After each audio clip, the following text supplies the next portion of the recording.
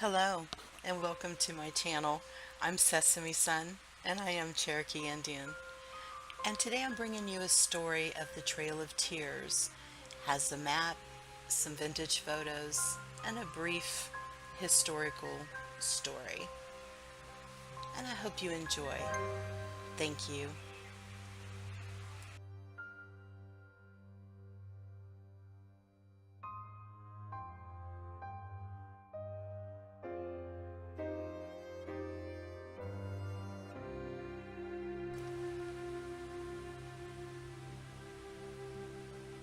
A brief history of the Trail of Tears. Migration from the original Cherokee Nation began in the early 1800s. Some Cherokees, wary of white encroachment, moved west on their own and settled in other areas of the country. A group known as the Old Settlers previously had voluntarily moved in 1817 to lands given to them in Arkansas, where they established a government and a peaceful way of life. Later, however, they were forced to migrate to Indian Territory.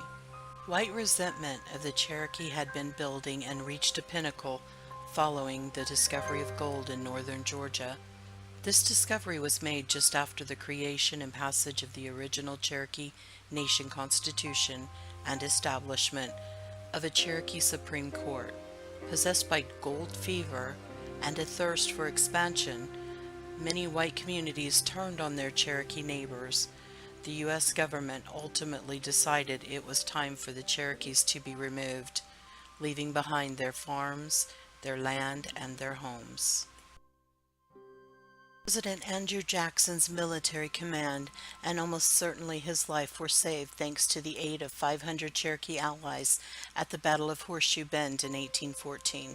Unbelievably, it was Jackson who authorized the Indian Removal Act of 1830, following the recommendation of President James Monroe in his final address to Congress in 1825. Jackson, as president, sanctioned an attitude that had persisted for many years among the white immigrants. Even Thomas Jefferson, who often cited the Great Law of Peace of the Iroquois Confederacy as a model for the U.S. Constitution, supported Indian removal as early as 1802. The displacement of Native people was not wanting for eloquent opposition.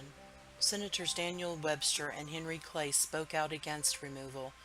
The Reverend Samuel Worcester, missionary to the Cherokees, challenged Georgia's attempt to extinguish Indian title to land in the state, actually winning his case before the Supreme Court.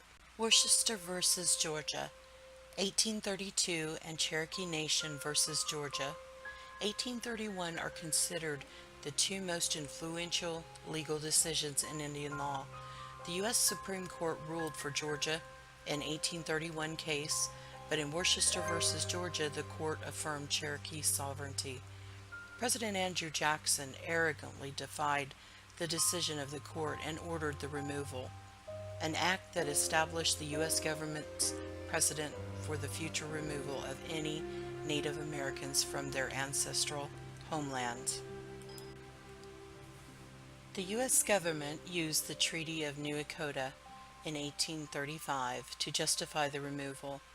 The treaty, signed by about 100 Cherokees known as the Treaty Party, relinquished all lands east of the Mississippi River in exchange for land in Indian Territory and the promise of money, livestock, and various provisions, tools, and other benefits. When these pro-removal Cherokee leaders signed the Treaty of New Echota, they also signed their own death warrants, since the Cherokee Nation Council had earlier passed a law calling for the death of anyone agreeing to give up tribal land. The signing and the removal led to bitter factionalism and ultimately to the deaths of most of the Treaty Party leaders once the Cherokee arrived in an Indian territory. Opposition to the removal was led by Chief John Ross, a mixed blood of Scottish and one-eighth Cherokee descent. The Ross Party and most Cherokees opposed the New Echota Treaty, but Georgia and the U.S. government prevailed and used it as justification to force almost all of the 17,000 Cherokees from their southeastern homeland. Under orders from President Jackson, the U.S. Army began enforcement of the Removal Act. The Cherokee were rounded up in the summer of 1838 and loaded onto boats that traveled through Tennessee, Ohio, Mississippi, and Arkansas rivers into Indian Territory. Many were held in prison camps, awaiting their fate. An estimated 4,000 died from hunger, exposure, and disease. The journey became a cultural memory as the trail where they cried for the Cherokees and other removed tribes. Today, it is widely remembered by the general public as the Trail of Tears. The Oklahoma chapter of the Trail of Tears Association has begun the task of marking the graves of trail survivors with bronze memorials. Thank you so much for taking the time to listen to this video. It is a true story, a story of my people. My great-grandmother's mother was a child on this journey. She lived in Oklahoma on her land, the land of my people. Cherokee pride and never to be forgotten. This video is dedicated to her and our Cherokee heritage.